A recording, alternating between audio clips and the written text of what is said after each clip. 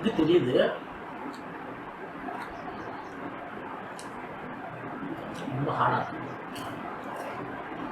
கிறிஸ்பியாக இருக்குது, ஹார்டாக இருக்குது. ரைட்,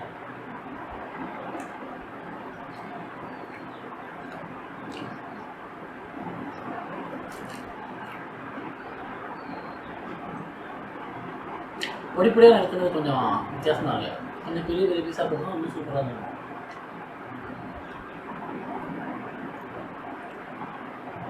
இது நல்லா இருக்கும். அந்த பூண்டு இருக்குடா,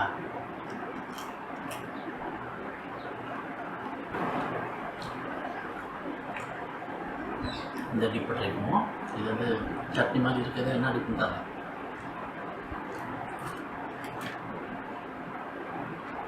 நல்லா இருக்கும். அந்த அது என்ன பேரெலாம் தெரியாது, அந்த மஞ்சள் கரு இருக்கு இல்லையா, அது செஞ்சுருவாங்க போல, நல்லா இருக்கும்.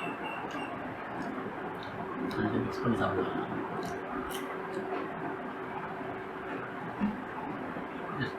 எல்லாம் நல்லா இருக்கு. நான் சொன்ன மாதிரி பெரிய துண்டா போட்டிருந்தோமா, கொஞ்சம் ரொம்ப பொடி பொடி ஆகிடுச்சு. நல்லது. நீங்கள் கொஞ்சம் பெருசாக ட்ரை பண்ணுங்கள். நீங்கள் ட்ரை பண்ணுறதா இருந்தால் கொஞ்சம் பெரிய பெரிய துண்டாக ட்ரை பண்ணுங்கள். இது ஃபேவரட்.